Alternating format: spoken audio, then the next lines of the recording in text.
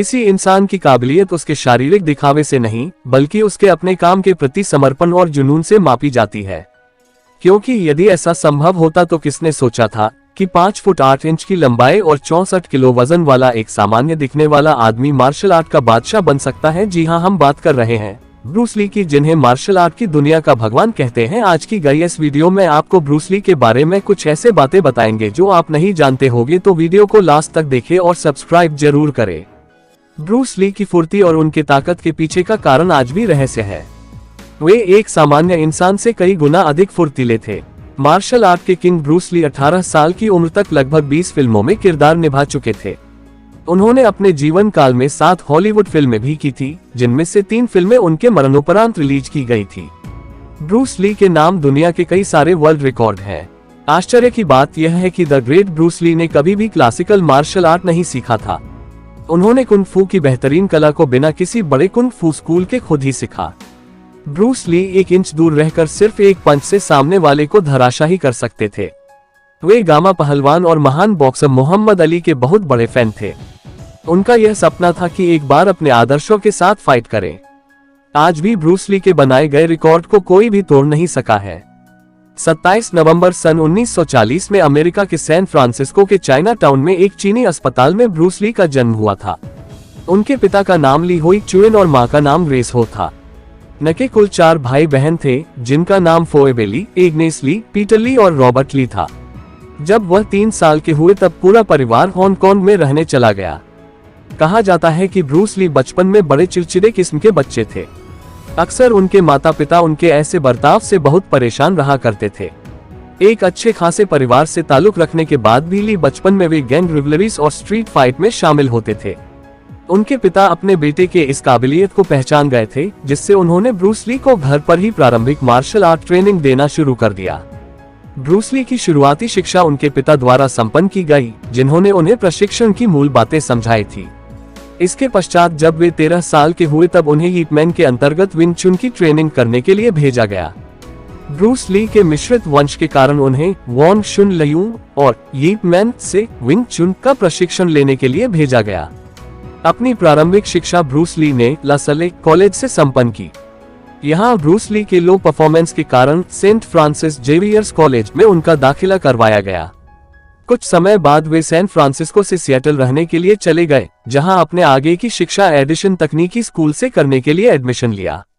इसी दौरान live in waiter के रूप में उन्होंने रूबी चाव सर रेस्तरां के लिए काम भी किया।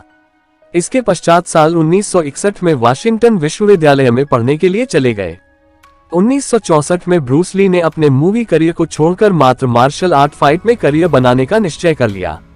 वे मार्शल आर्ट में अपना करियर बनाना चाहते थे, इसीलिए सिएटल में रहते हुए उन्होंने ली जुनफेंग कुंग फू इंस्टीट्यूट नामक एक मार्शल आर्ट स्कूल खोला। तत्पश्चात वे ली कुंग फू में शिक्षक के रूप में काम करने लगे। ब्रूस ली जेम्स ली, जो कि ऑकलैंड के बेहद लोकप्रिय मार्शल आर्ट प्रशिक्षक थे, उनके साथ मिलकर वर्ष 1964 में एक मार्शल आर्ट स्कूल खोला, जिसका नाम जुनफेन मार्शल आर्ट स्टूडियो था। उसी साल उन्होंने लॉन्ग बीच अंतर्राष्ट्रीय कराटे चैंपियनशिप में हिस्सा लिया, जहां ली मुख्य रूप से 2 फिंगर पुशअप और 1 इंच पंच के प्रदर्शन के पश्चात लोकप्रिय बन गए। इसके बाद ली की मुलाकात ताइक्वांडो मास्टर झून गू री से हुई। इसके पश्चात दोनों की दोस्ती बहुत गहरी हो गई। लॉन्ग बीच अंतर्राष्ट्रीय कराटे चैंपियनशिप में ब्रूस ली के असाधारण प्रदर्शन के बाद वे कई बड़े बड़े हॉलीवुड मूवी प्रोड्यूसर्स की आंखों के सामने आए। ब्रूस ली को जो भी लाइव परफॉर्मेंस के दौरान मार्शल आर्ट करते देखता था, वह अपनी आंखों पर विश्वास नहीं कर पाता था।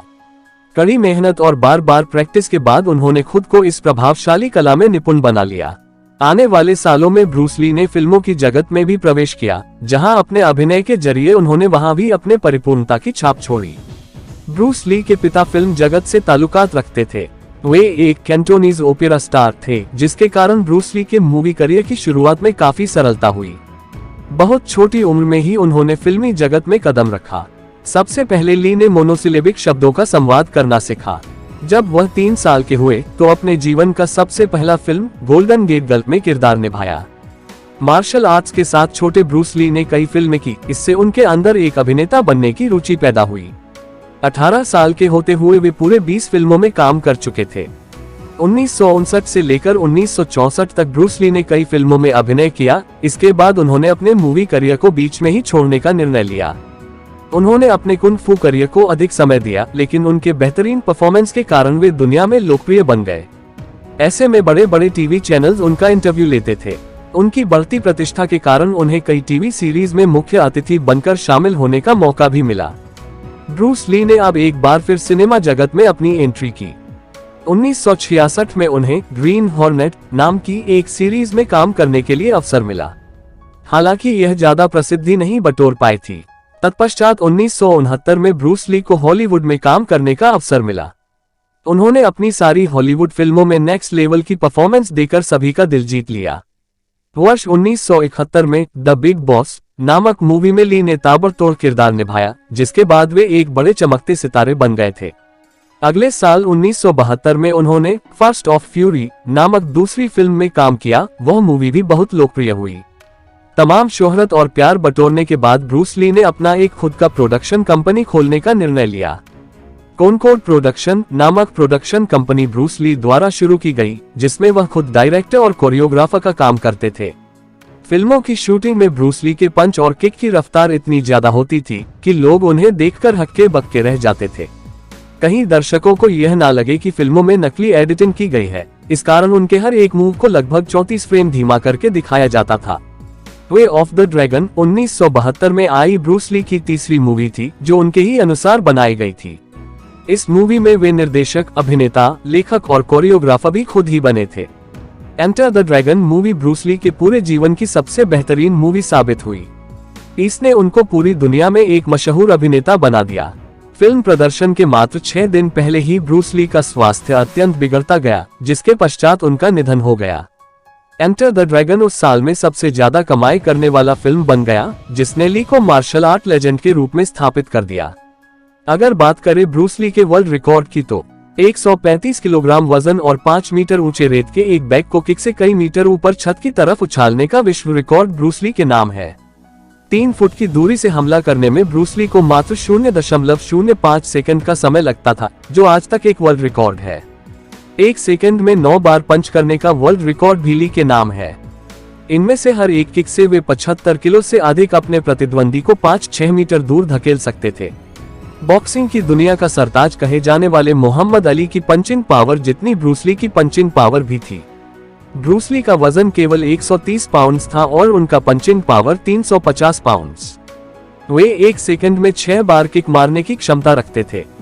उनके केवल एक किक से 200 पाउंड्स वजनीय इंसान 20 मीटर दूर जाकर गिरता था।